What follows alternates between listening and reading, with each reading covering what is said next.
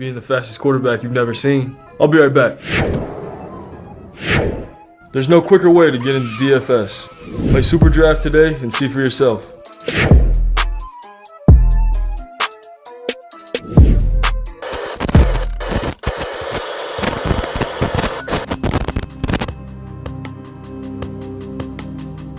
We're behind. They're all fired up.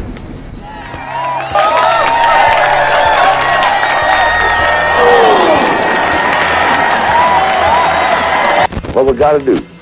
First place, our defense has got to go out there and take the ball.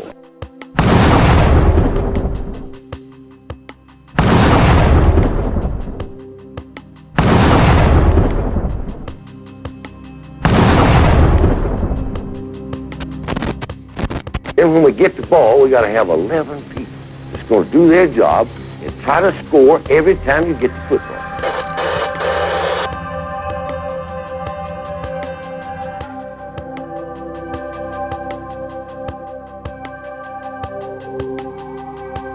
If we do that, we'll be all right. Do that, we'll be all right.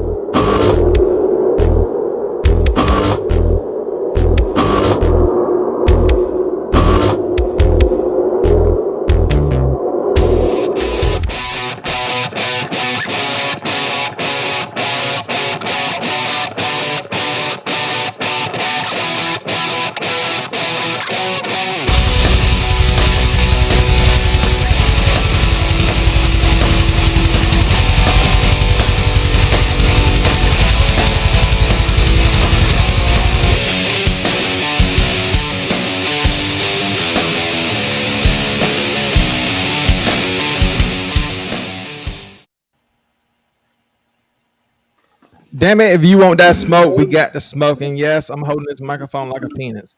So get that out of the way. Ladies and gentlemen, this is the Bama Smoke. Today, joining us, the rawest man on YouTube. He'll tell you how he feels. He don't care. Ladies and gentlemen, give it up for Kangaroo Black. Kangaroo Black, how you doing today? What's happening? What's happening? And, of course, the guy who told he was going – I honestly thought he quit. And then all of a sudden he just popped back up. But we forgive him because he's the coolest motherfuckers we ever had on CTS, ladies and gentlemen. The one and only Roll Tide and Rise Up. Roll Tide, Yes, what's sir. going on? Hey, how you guys doing? And the other cool No motherfucker comment. that I know. the other guy I know, the guy who is probably my favorite person in the whole wide world, Waylon. What's going on, Waylon? All we need is 11 people to do this show. Do that, we'll be up. And from shut up. Around the table. Oh, shit. Sports. Foe. Hey, how you doing, man? I'm doing good. Excited for the show. And of course, we got the man, the myth, the legend, Spencer. How you doing? Well, give me a second. Let me test this mic right quick. Hold on. Oh, I'm good. We're all now, brother. Let's do this. Let's go ahead and let's pay the bill real fast. Ladies and gentlemen,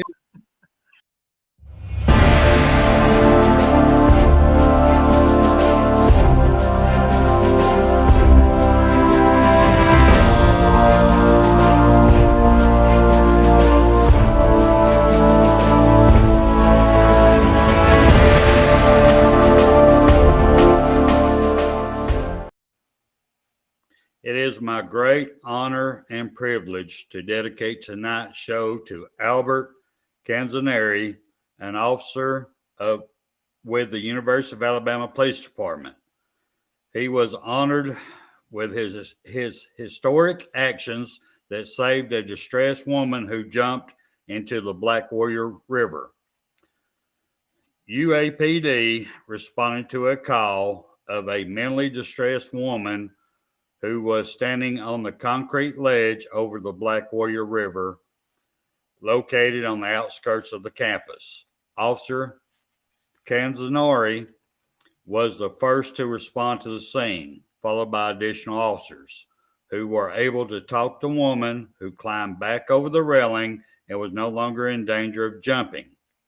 UAPD officers sat with the woman on the bench and began to talk with her about problems and called the paramedics to conduct evaluations. The paramedics stepped in and talked with her, and they stepped away to contact a doctor when the woman ran quickly and jumped into the river. Officer Canzaneri removed his utility belt and vest and jumped in after the woman, who was very emotionally because she couldn't swim. He grabbed her and brought her back to the bank. UAPD Chief John Hooks awarded Officer Canzaneri with a Medal of Honor. Officer Canzaneri was a former University of Alabama cheerleader, has been with the UAPD for 7.5 years. His part is with the K9 unit and his partner. And for your service, sir, I do salute you.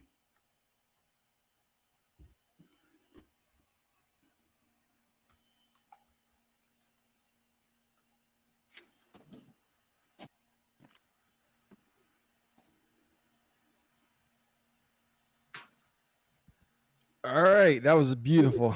Thank you, Spencer. Now, You're welcome. everybody's watching at home. You see a phone number brought to you by Spencer and Waylon. We have the capabilities for you to call in and ask the questions. So, this is the first time we didn't promote it. This is going to be a trial run. So, if you want to help us out and join us, please feel free. Kangaroo Black is more than happy to educate you Auburn football fans. So if you want to call in, call in. Hey, if you want to smoke, we're going to bring you to smoke. Me. Waylon and Kangaroo Black, they smoke a lot. I'm just saying. So before we start talking about our topic, Rally from the Bama Standard. Fellas, what up? How you doing, Justin? Justin. We got hang on, I gotta put that caption back on. This is gonna be hard, the host in this. So, fellas, Jonathan Lewis. Oh, by the way, Jonathan Lewis just said that he's joining the show. He's gonna get back on the show in 5 minutes. He's got some family issues, so come back on. You've been making videos on your channel all week long, all week about Jimbo Fisher and Nick Saban. So this week, we had the SEC meeting. And what have you heard this meeting? Well, all I heard about what I read about it was basically Jimbo said everything is squashed. He said they talked about it earlier, and they basically squashed everything, and they moving on. They got more pressing things to deal with in the SEC than their little squabble. Yes, for everybody who's watching at home, Stingray just said that my audio is choppy. It's bad weather about to come in, and I don't think I'm probably going to be making it through the whole show. However, we're going to do our best to make it through. Ty, pull it away from your mouth. Here we go, bit, brother. Getting too excited. I can't. It's got to be close. It's got to be close. It's got to be very, very close. All right. Can you? I know what I'm saying. Don't laugh. Can't help it. Wow. So Ty, what have you heard about the meeting? Y'all got me off. I'm the worst host right now. Y'all got me all messed up. Ty, tell us what you heard about the meeting. Honestly, I haven't heard much. I mean, as soon as I came in here, I kind of had to ask y'all. I've been re-catching up on film with a bunch of teams, especially since summer enrollees are now hitting campus. I kind of want to see how fits are made, how, you know, they're going to be fitting into the picture. But I think Kangaroo Black, he put it perfectly. There are a lot more pressing issues here. The NCAA as a whole has a much more pressing issue. Nick Saban's point was always much greater than just Jimbo Fisher, just A&M. It was the whole of the system of college football. And so there's a lot bigger issues that we have to get to, that this was almost a distraction. Yeah. Roll Tide, rise up. You think Nick Saban Fisher are going to make up, or is it over? I think, to be honest with you, Nick is the bigger guy here. Not saying that because I'm a Bama fan, but it is what it is. Whatever was said. It's done. Let's move on. I'm just ready for the game. Let's handle this on the field. You know, that's what I want. Tuscaloosa. I want it to be a primetime game, and let's handle it there. You know, since Spencer's making fun of me, I'm going to go straight to Waylon. You know the deal, man. Lane Kiffin is getting involved too. So, and he said that, you know what, we need to start having the NIL is here to stay. What do you think? Are we going to put some rules and regulations on this NIL, or is it going to be like this forever? Well, what I think happened probably in the meeting there is Mr. Sankey squashed Jimbo and Nick before they ever got to the podium and told them to keep their mouths shut, probably because he's the boss. And Lane Kiffin, yeah, we're going to get some rules and regulations by the government. They can't run the country. How in the hell are they going to run college? Oh. Spencer, you can put the hairbrush down. No, I ain't done yet. You ain't called on me yet. Y'all got to hear this. I just love the All right, irony go ahead, that Spencer. the What bald you gotta guy do? has the hairbrush. First of all, Commissioner Spanky spanked some butt. So we got two red butts right now, which is our coach, famous coach Nick Saban, God Almighty, love him to death, and the Coach Bimbo over there at ATM. But beside that being said, there's larger issues that's being discussed that I can't wait to see how it plays out. Number one is our scheduling. How we going to break down the scheduling? We got two teams coming in, Texas and Oklahoma. So how are we going to break it up? Are we going to do it in pods? We're going to put a line right down the middle, do a true east and west. There's a lot of questions here. NIL, yes, big deal. If we don't get control of it, it's going to destroy college football as we know it. Transfer portal, yes, it needs to be taken control of and have deadlines in it, but that's stuff they got to talk about. And KB had the perfect solution to all this, and hopefully one day y'all will do a segment on that because he knows the answer. Yeah, I already got the answer to everything, to all that, the transfer portal and NIL. I already got the answer to it. What? Sure. Sorry, I'm breaking Tell up. us. Huh? What's Tell that? us. There we go. Oh, I said, tell like us. when you out recruiting, you know, you get these guys. You just do regular recruiting like it's always been. No recruit can get an NIL deal as a freshman or an incoming freshman at all. So they sophomore year, if all guys that get an NIL deal as a sophomore, it's got to be the same amount, say $50,000 across the board. No sophomore can get no more than $50,000 as an NIL deal. Junior, okay, no junior can get more than $100,000. Seniors can get no more than $150,000 across the board. And once you get an NIL deal as a sophomore, you cannot transfer at all.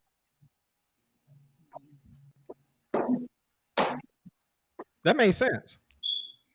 Yeah. And the thing about it,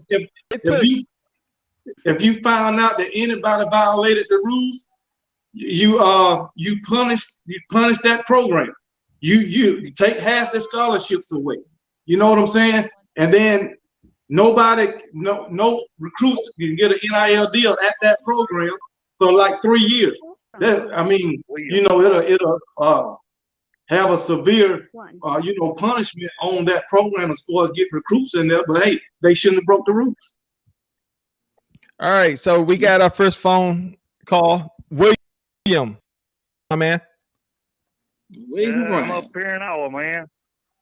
All right, go. Yeah, William Bryant. Yeah. Go Cornhuskers. I don't What? think so.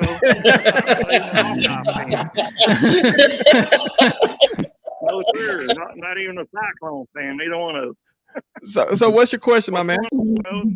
Doing good. What's your question? Yeah, I just wanted to say I agree with the guy. I think there needs to be some penalties. If they decide they want to leave early, transfer portal, that there needs to be penalties for stuff. And because you just give them too much free reign, Yeah. with this stuff that's happening, the transfer portal and the NIL and all that.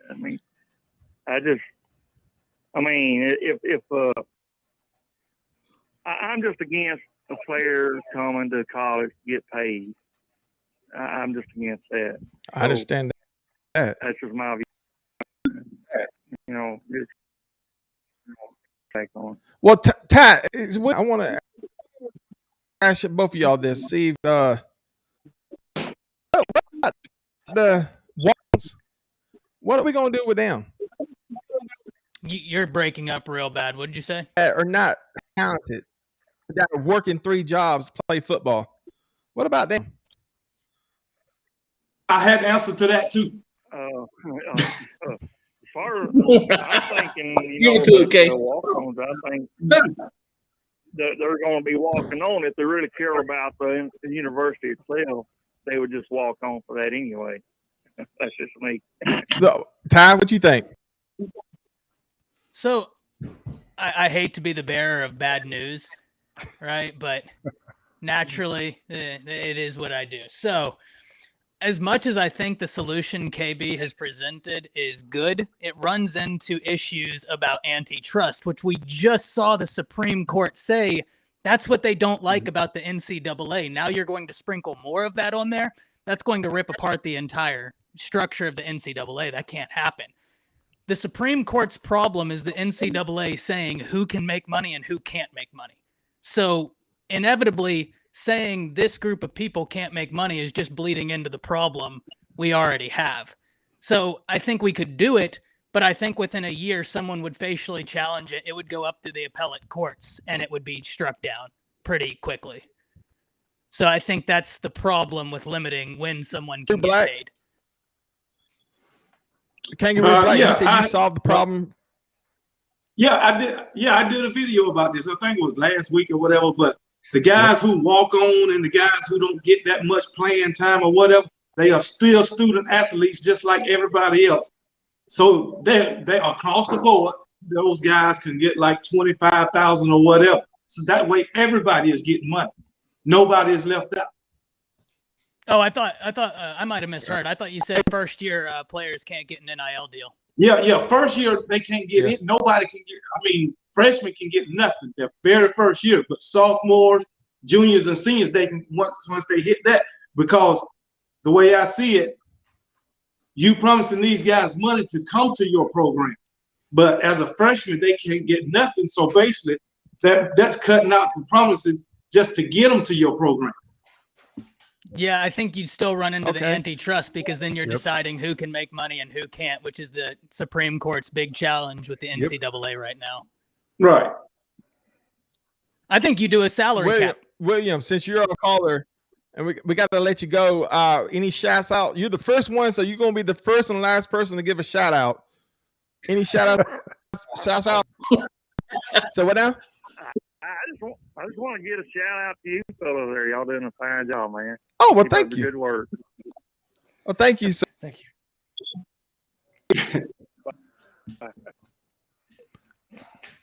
Our first call. That was our first call. Thanks to you, my man. Now, Ty, I got a question for Get you. emotion. Yes, sir. So, Start you know, since we're Like, sitting how here old, talking Jonathan? about, I gotta introduce you, fool. oh, Hold well, on, no, hold who on. cares? You I gotta don't be need an introduced. introduction. You're Jesus, come you're on. from dude from that show on YouTube. Let me properly introduce you, No, Jonathan Lewis. Okay, thank you. All right, Ty. Question real quick. And KB, same thing to you, man. Why don't we, in my opinion, to get around the antitrust, Ty, and I don't know much about the laws like you do, because obviously you're going to law school. Why won't we just let the first year guys get an agent, get their own NIL deals outside the university, and have a collective in the university past the freshman season? So now it could remove the antitrust. They can make their own money their own way, but then have the collective from the university after the freshman season, kind of proving yourself type thing. Yeah, and I love that. Yeah, And KB, in fairness, I had the same thought as you did a few days ago, and I was like, there's a way this is a baseline, right? Because I think you can take that model you presented, modify the antitrust portion of it so you could get around that, and it would be a beautiful solution because it makes sense. It allows for things to come about. So I do love this solution. It's just working around that initial antitrust. That's going to be the issue. Yeah. But that's going to be an issue for almost every solution. I don't know if y'all like it. People want to see the NCAA taken down, and they are challenging everything right now. SB 1401 will take.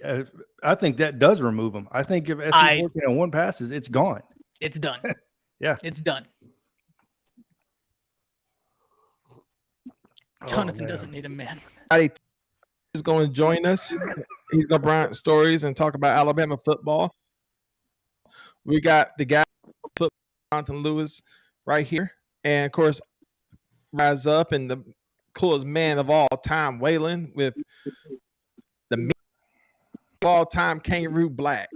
So I got a question for all y'all, and please take your time by answering this. The Bama Reaper, right here, he's on top of KB Solutions. Take percentage of the TV money and evenly spread it out. Would that work? Well, SEC already kind of does that already. So, I mean, they evenly distribute it throughout the teams. Okay, it's up to the university to where the money goes. So, I mean, that's your collective. You could use that as a collective right there. There's the solution for the collective. It's the media money. So, SEC is the only conference that evenly spreads through media money. Next to his mouth, talk about his history. Okay, that I don't know what that meant. Are you talking about my mic? The way I hold my mic? So your mic game's weak. You don't worry about the way I hold my mic. Yeah, I know. Trust me. Hold it the way I was going to comment. Did you? But KB, did you guys see to where the 25-man rule got lifted yesterday? They officially approved it. No, I didn't see that. So the 25 limit for your scholarships per year is gone. Oh. So what Ladies is and gentlemen, you get minutes you want? Or? Hold on. Coming to the stage, the only Tim Brando. Hey. Hi, fellas. How are you? How you doing, sir? Good. Great to be with you. Thank you for joining us. My pleasure. Great to be with you. Hope Can you're you having hear a good us? summer. Yes. So, ladies and gentlemen, here, Tim.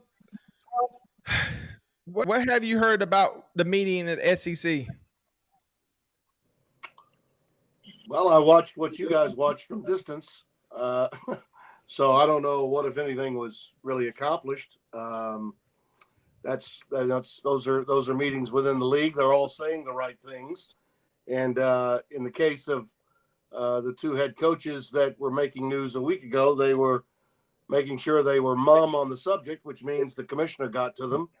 So I gather there's no levity involved. They're just going to make like that it never happened, and that the media is going to just let it go and never bring the subject back up again. But I dare say that is likely not to happen between now and October the 8th, when A&M goes into Tuscaloosa. All right, Tim, I got a question for you, Jonathan. Here, you're an LSU guy, right? No, I'm not anybody's guy. You're not okay. So, No. but you Jonathan, keep Jonathan, I'm from Louisiana. yeah, I that's have what a I daughter thought. that Okay. went to LSU. I have a daughter that went to Ole Miss. So clearly, I don't have any power okay. at all. And I likely would have never been able to get into either one of those schools. I went to Northeast Louisiana way back when it was a directional school. Now it's ULM. But I've said this for years, much to the chagrin of many a fan. I am not, I repeat, not LSU a fan guy. of any team. Never Got you. have been, never will be. You can't do what I do for a living, calling games around the country, whether it's in the SEC, the Big Ten, the Pac-12, or the Big 12, and be a fan of anybody. All right. So my question to you was your thoughts on Brian Kelly coming to LSU, in all honesty, because I've been trying to get somebody's take on this, and people are hesitant about talking about Brian Kelly coming to LSU. I don't know why. I'm certainly not. I think it was a hell of a hire. I think it was a home run hire. I think it's one that will get LSU another national championship within a handful of years. Yep. And if that means 5, it's 5 years. I think LSU will get a national championship. I think he's going to bring much needed discipline and stability to a program that always gets talent and has had lesser coaches. Okay. Coaches with lesser resumes than Brian's win national championships. And that, by the way, would include Nick Saban when he came to LSU. Yep. You know, when Nick came to LSU, his best record was a 3-loss season at Michigan State. Yep. So, and he won a national title and really got the motor running for the golden era of LSU football, which has lasted now through 2 more coaches, each of whom have won national championships. So I would say that my making the statement to you that he'll win one within 5 years is not a reach. Yeah. And I don't know why, but even LSU fans I've talked to, they've just been kind of hesitant on talking about if he was the right guy and all this stuff. And it just made me weary thinking about it, because when I look at, Brian Kelly, what he's done, to me, he's got to be one of the greatest Notre Dame head coaches, right? In my opinion. Well, yeah. I mean, he's the winningest coach in the history of the program. Yeah. The only thing he didn't do was win a national title, which, of course, is what it's all about. Holtz won one, but only one. Almost got a second, but didn't. And as for, the fans you talk to, and again, I don't mean to sound condescending at all. Yeah. But the last people that you really need to talk to about the hiring of a new coach are the fans, because Saban was probably one of the least popular hires in LSU football history. And look what happened. I mean, I'll never forget people telling me, friends of mine, they were like, hell, he couldn't even beat Michigan on a regular basis. I'm like, well, he was at Michigan State. It's a little hard to do. Doesn't mean that he's not a hell of a coach or that he can't build something. And he clearly was able to do that. The right guy and the right fit for a program may not always be someone that fans are that familiar with, and a lot of times fans of college football are very regional and very narrow-minded when it comes to who they think is successful. If you're not in the SEC, then you must not be that big of a coach to a fan of an SEC school. Well, hell, that's just not the case. Watch what happens now down at Florida with a Sun Belt coach. And by the way, LSU could have gotten him. Yeah. They chose not to get him because, he coached at Lafayette. That's an inferior program. Huh? What did he do at Lafayette? He won 11 games. A couple of times he won a conference championship. His only loss last year was to Texas in the opener. And on a very hot day, I was there to do the game. I mean, the guy can coach, and I think he's going to have an incredible impact on Florida in year 1.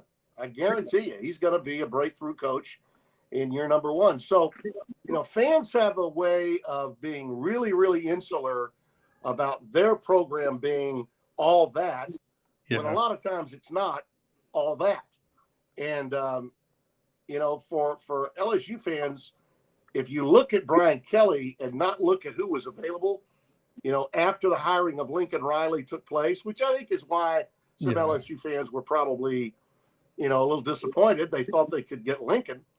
And when they didn't, they were like, oh, okay, what's the consolation prize? Yeah. Is it Brian Kelly? Well, I'm not sure Brian Kelly, for the work that he's done, for the body of work that's out there, for his resume, hasn't achieved more than Lincoln Riley when you get right down to it. Yes. And when you get right down to it, he's achieved more than Lincoln Riley. But in the court of popular public fandom opinion, that may not be true. Yeah. Thank you. Thank you for answering that. Yeah. Mr. Brando, Ty Hayes here. I'm with Around the Table Sports. Thank you so much for joining us. It's Happy awesome. to do it, Todd. Awesome getting to listen to you. I want to take us back to a point you had talked about very briefly when you initially came in, because I think reading through some of your statements you had put out today, we almost mirror each other in our view of this. And that's the Jimbo Fisher, Nick Saban saga. Because when all of this happened, I talked about this on my channel. I was talking about how Nick Saban has a larger point he's trying to make. But inevitably and inherently, when we use inflammatory rhetoric, we tend to lose sight of the larger point. And in my opinion, by directly saying Jimbo Fisher, by directly attaching a name, that became inflammatory rhetoric, and the larger point he was making all of a sudden dissolved. You hinted at that. Yeah, that's absolutely accurate. And to make matters worse, going after an HBCU program like Jackson State and Deion Sanders. Exactly. Who took a really high road and, in my opinion, really made Saban look bad. Jimbo could have made Saban look worse, but he overreacted and made it personal.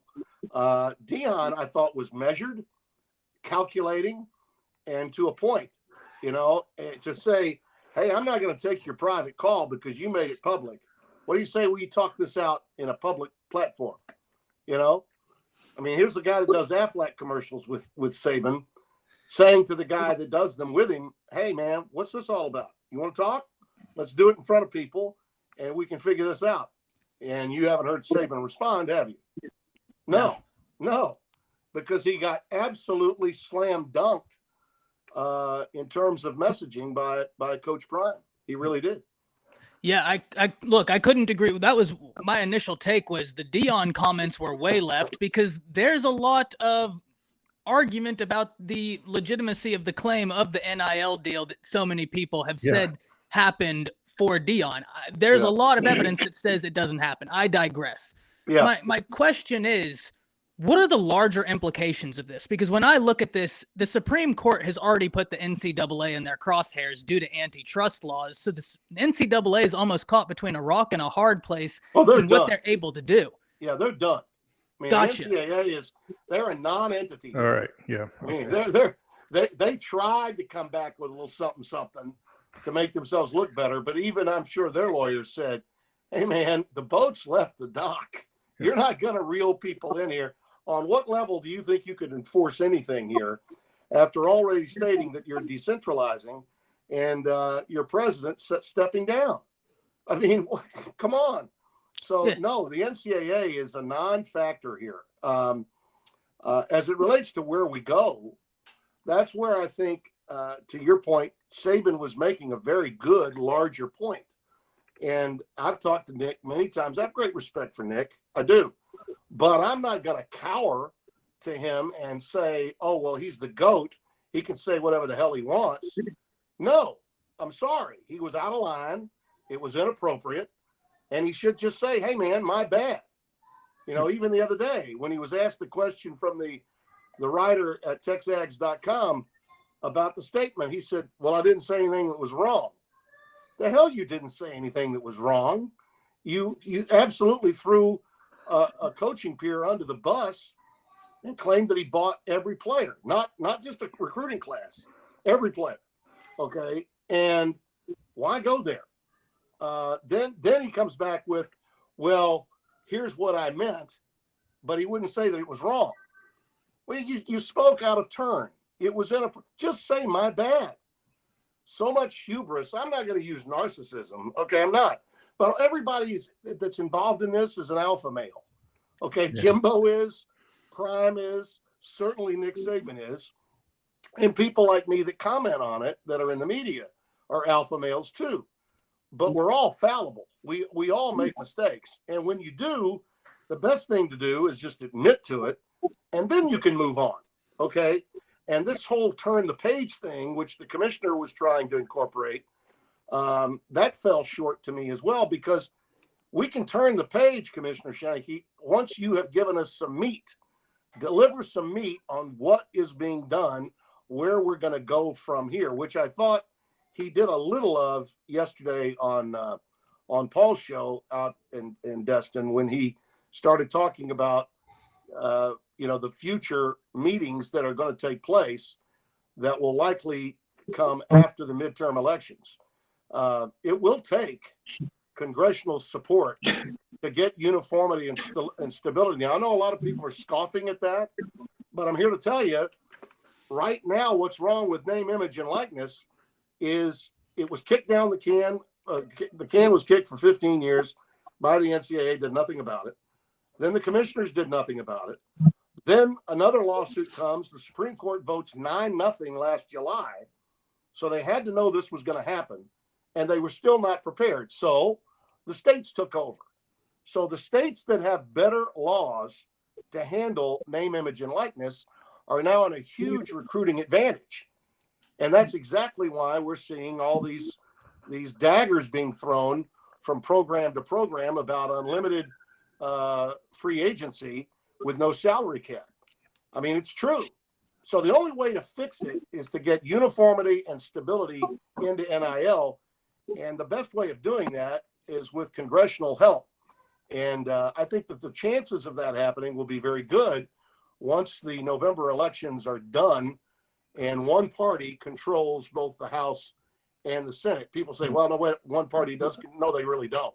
It comes down to the vice president to actually give the Democrats an advantage in the Senate.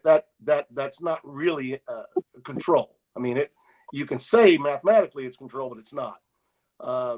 We need uniformity and stability, and I believe a lot of congressmen and a lot of senators want to see change. They love college football too, want to protect it, and I think you'll see something done probably before the end of the year. That's my take.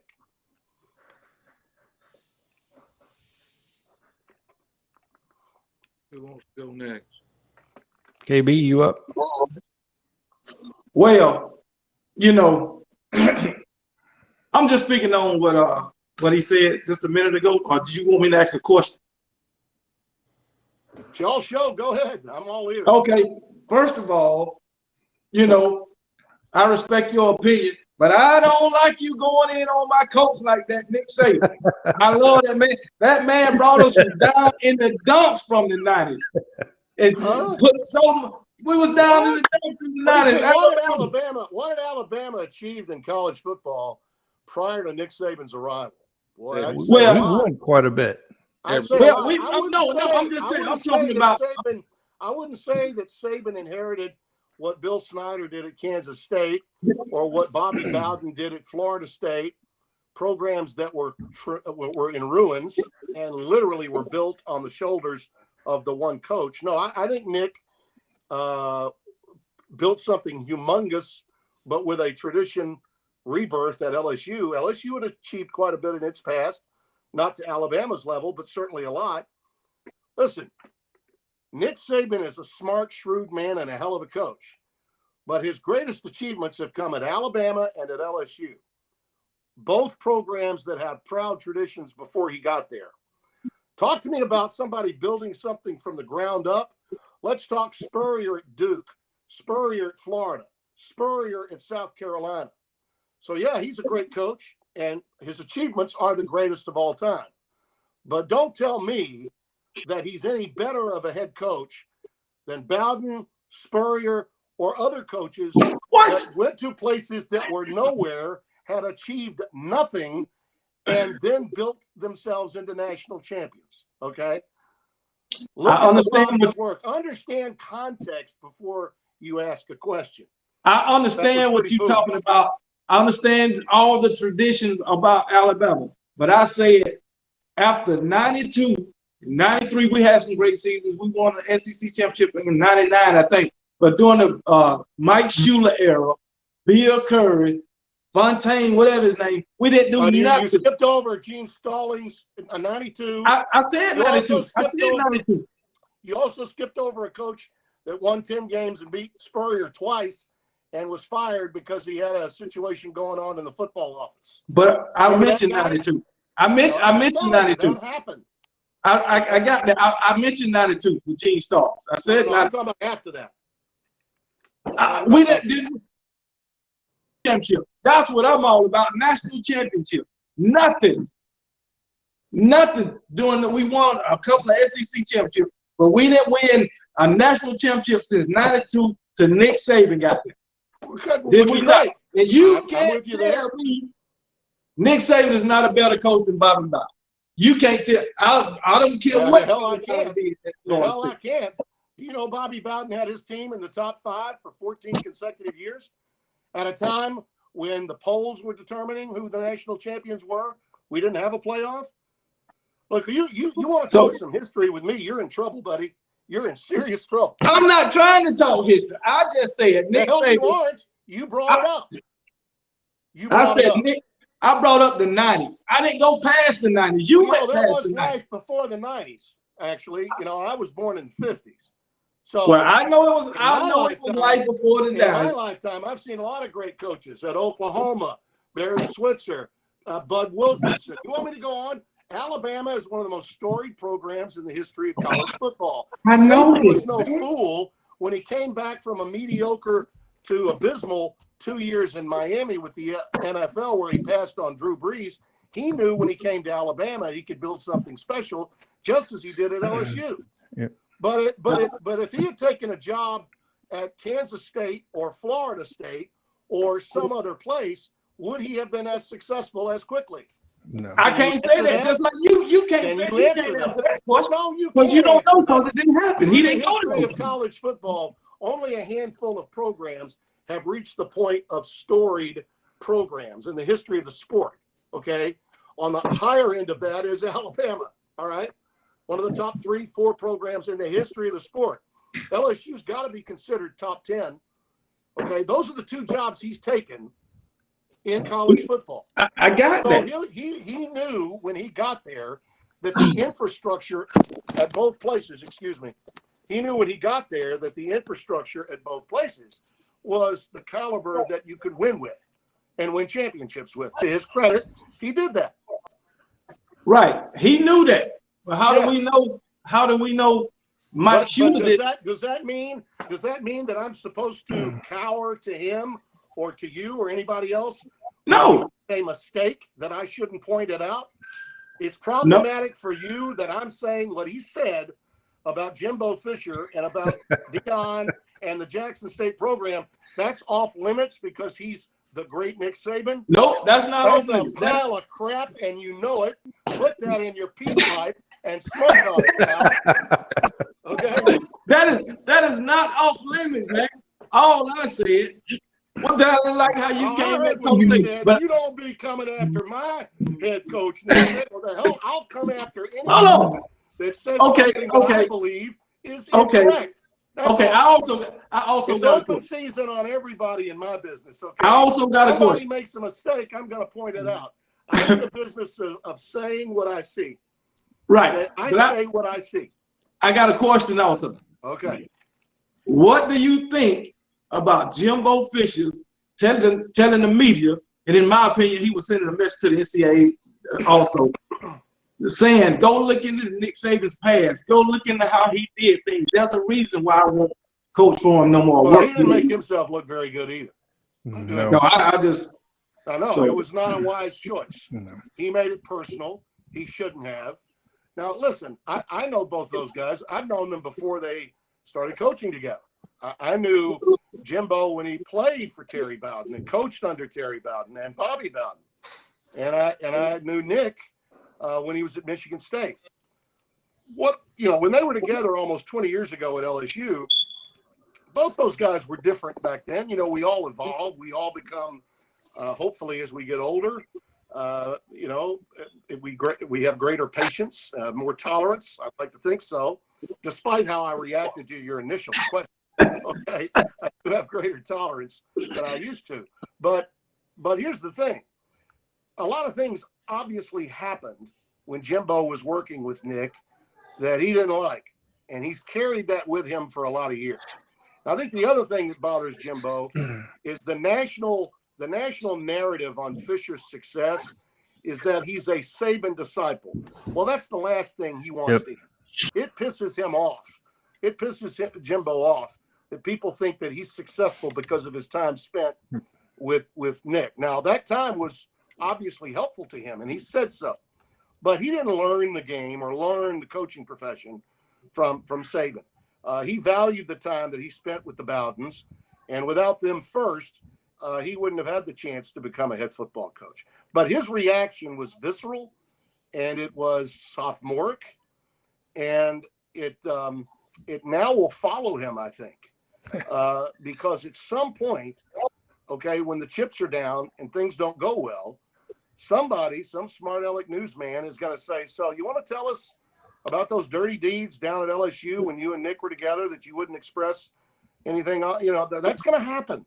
And he'll have to live with that because he's not finished it off. He opened a Pandora's box that he should not have opened. So I'm with you there. Absolutely with you there. That's why I think what Prime did, what Dion did was perfect. It was just on point. Okay. He was sort of the outlier in the conversation that Saban decided to bring up, in a public manner. And rather than get mad about it and take off on Saban, he gave it some thought. He teased people a little bit with it with his Barstool show, and then said, hey, Coach, why don't we discuss this publicly at some point? Knowing full well that the last thing Saban wants to do is discuss this again, and certainly not with primetime. Yeah. Kangaroo Black, we got to move on. Roll Tide, rise up. You got some questions?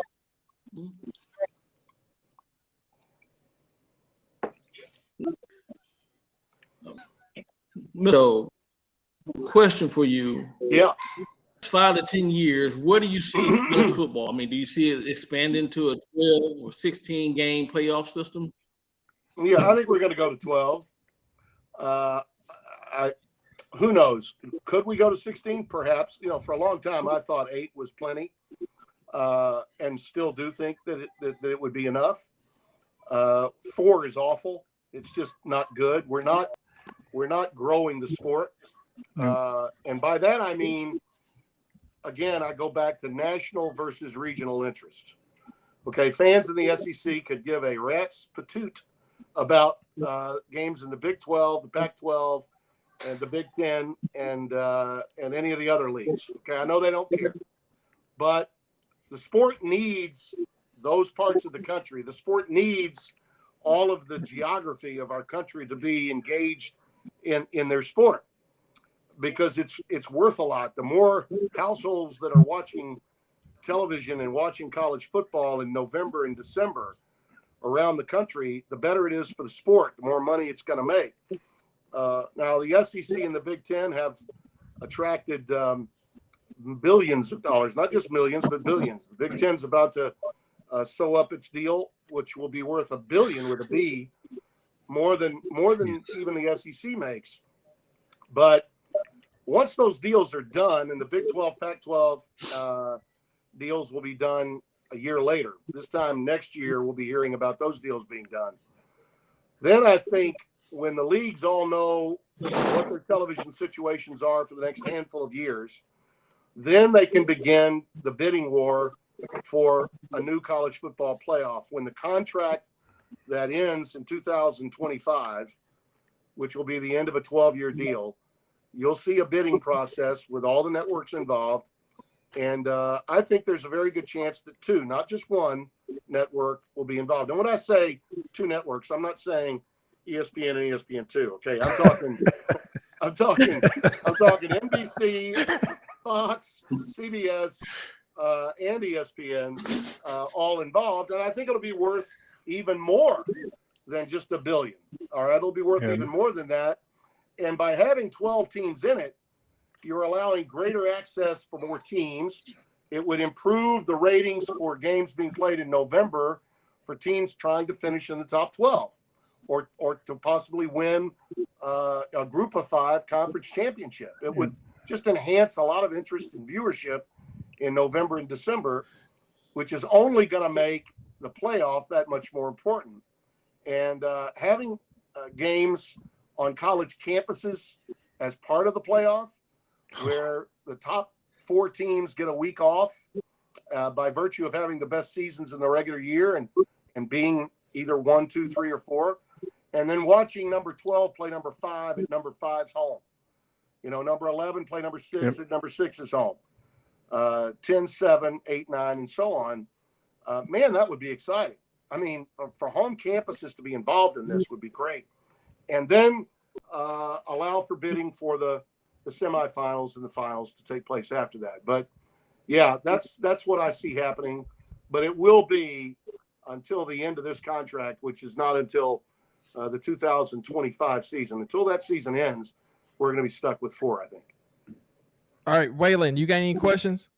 Yeah, I've got one question, Mr. Brando. I guess you can see there's a few of us in the room like yourself and go back to Coach Bryant's era.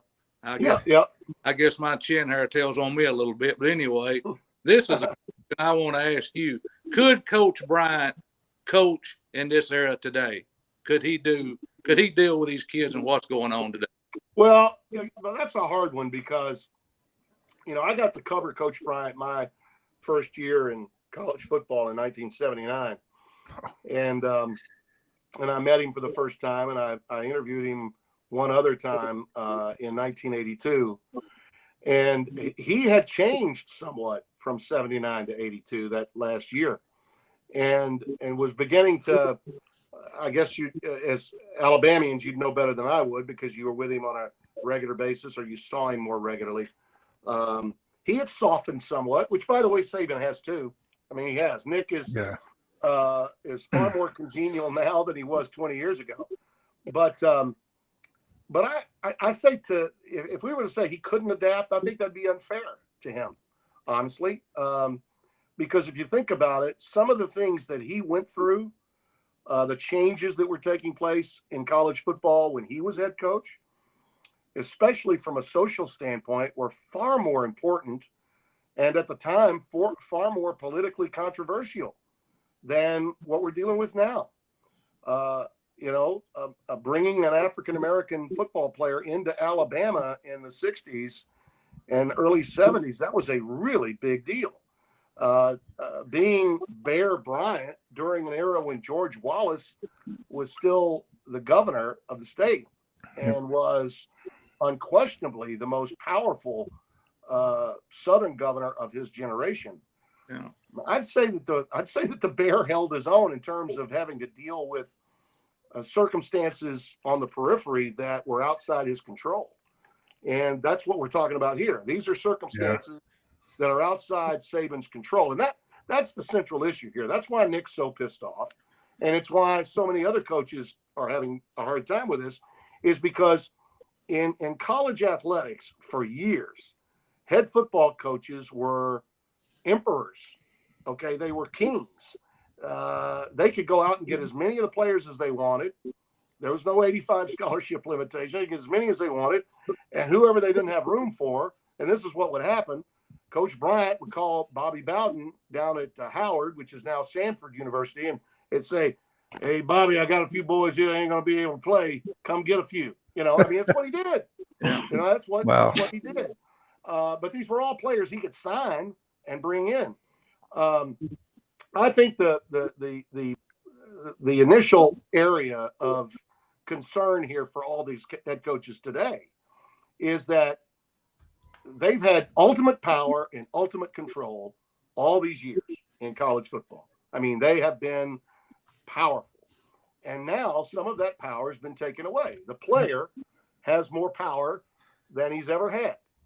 And that's a huge adjustment for a lot of coaches to make, to yield to the players and their needs, their circumstances, and to say, okay, we're going to have these boosters now taking the money that they were giving to our football program cut in half, because now they're going to be sending half of it as collectives to put in the wallets of our players. That's a whole new can of worms, man. That's a whole new deal. And I think a lot of coaches are really struggling with it. And the ones that navigate through it the best will be okay. And frankly, Saban has been the best of his generation at adapting to change. You know, get your butt whipped by Clemson, and then what do? You go out and hire Kiffin, and you bring in an offense that's going to get you 50 points, and you figure it out, and you get revenge. I mean, you do what you have to do to be successful, and if you don't, then the train passes by. So I think, to be fair about your question initially about Bear Bryant, I'm not going to say he couldn't, but he would have been pushed to the limit without a doubt. I mean, he would have been pushed to the limit trying to coach in today's environment. Mr. Brando, we got some questions from the audience. They're not very nice ones. That's okay. All right. Tim, what the hell does Nick Saban has to prove to you? Oh, God. He doesn't have to prove anything. I just say he's the greatest coach of all time. I mean, he's a great I don't know how many times I need to say Nick Saban's wonderful and great to make those that are genuflecting at his every word in Alabama feel comfortable. But, the greatest of all time is not errorless in life. Everyone makes mistakes. He made a mistake last week. Yep. He should have kept his damn mouth shut about Prime and about Jimbo. All right? Deal with it, Alabama. Deal with it.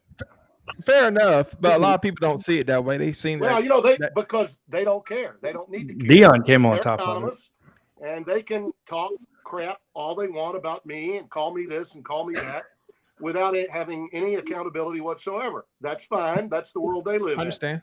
I'm in a different world. From Bama Reaper, did Saban's actions bring national attention to the NIL? Well, yeah, absolutely. I mean, I'm getting calls from people to talk about this that ordinarily I wouldn't get calls from. And listen, I agree with his premise. I have said many times, when Saban stops coaching, I'd love to see him be the czar of college football. I've said for over 20 years, college football needs a czar.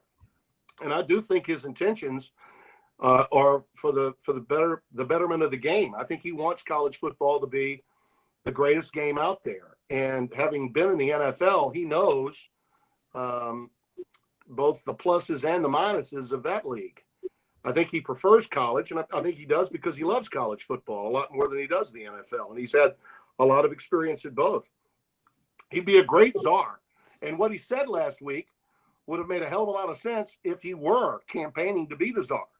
But they made no sense for a coach of his ilk to throw two others that are pretty highly thought of, Deion Sanders and Jimbo Fisher, under the bus.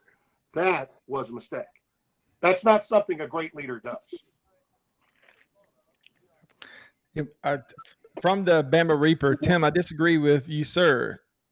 NIL is setting up boosters picking your players, not who fits the system. I think that Bama Reaper is looking at it one way and one way only. There's a lot of dynamics to where NIL is taking us. Okay. NIL is specifically built on the foundation of allowing players to be rewarded for their services on the field, for their name, their image, and their likeness. It would be no different than when I was in school, okay, and I was working as a broadcaster while I was in college. And while I was working as a broadcaster calling football games, I was also a disc jockey. And a school might have a high school dance, and they might want me to come and play the records and put on a show for the kids at the dance, at the sock hop. Well, those kids might come up and, ask me if I could sign this or sign that for them, and I would. Maybe even give them an album or two. Okay? In a sense, you could say I was getting reciprocal name, image, and likeness money because I was a broadcaster. But a football player, a basketball player couldn't do that back then. Okay? They couldn't. Right. Now they can. There's nothing wrong with that.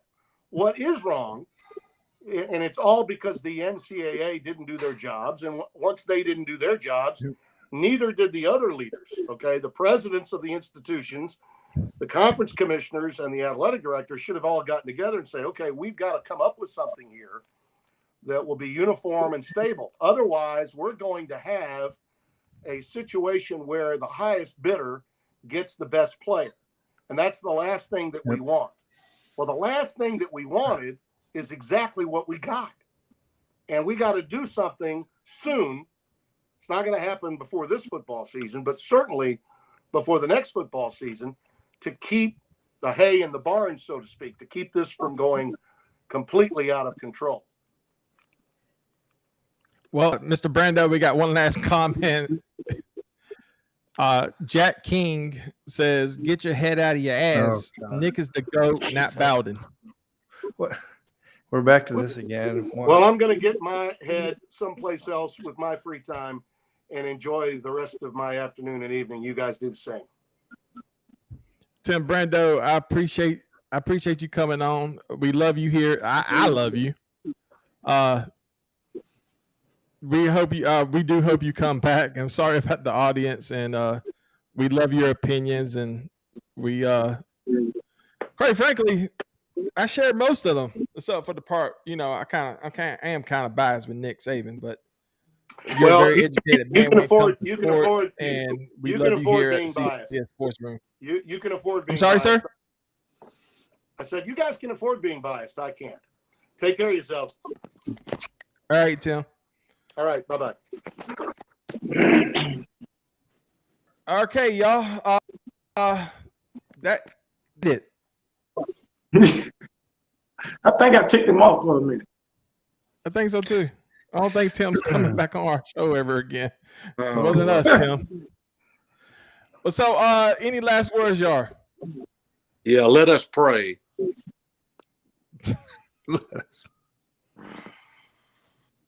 Okay. So Roll Tide Rise Up. You've been mostly quiet most of the show. What's going on with you?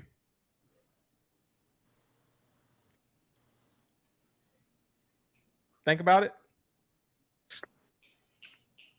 Probably a delay. Okay. Jonathan, any comments about Tim Brando's opinions on? I agree with 90%. I would say 95% of what he said, to be honest with you. Nick Saban is the greatest coach of all time, like he said.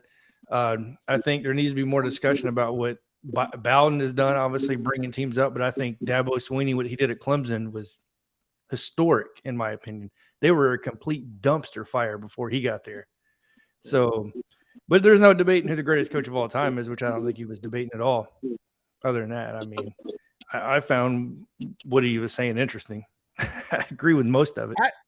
I think the MVP of the show goes to Kangaroo Black for standing up for Alabama football, standing up for Nick Saban, and letting people know who he is. Kangaroo Black, you stood up to Tim Brando. How you feel? He ain't nobody special. I mean, I understand he on TV and he a commentator, but hey, I mean, he got opinions just like us. Yep. Ty Hayes, how you feeling right now? You look like a lost kid that just lost his puppy. No, just enjoyed having Brando on. Really like getting to talk to him. Well, that's part of them you get to talk to. Well, you shouldn't have brought the audience's comments on it. That's the first time I ever seen Tim Brando heated. Roll Tide Rise Up. What do you got to say? Mute it. You can talk. I don't know. Okay, never mind. It's the internet connection. Any last words, y'all? We got to head out. We went over the time limit. Good Jonathan, show. last words. No, that's it, man. Obviously appreciate coming on. Obviously, going to talk to you guys and Tim Brando. That was amazing. So, yeah, Kangaroo Black. Hey, it was a good show. I enjoyed it, man. Even though I took the man off, I enjoyed listening to everything he had to say. And I tried to make him slip up, by the way. Black, tell everybody where we can find you. Well, you can find me? Yeah. Oh. Don't say the bar. No, not the bar. You to my social media?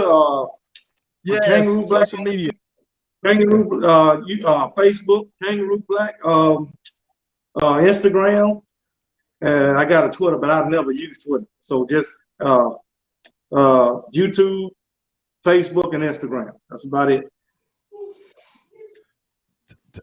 Ty Hayes, Around the Table Sports. You know the deal. Tell everybody where we can find you. Yep, I'm on YouTube at Around the Table Sports, doing college football content daily. Jonathan Lewis.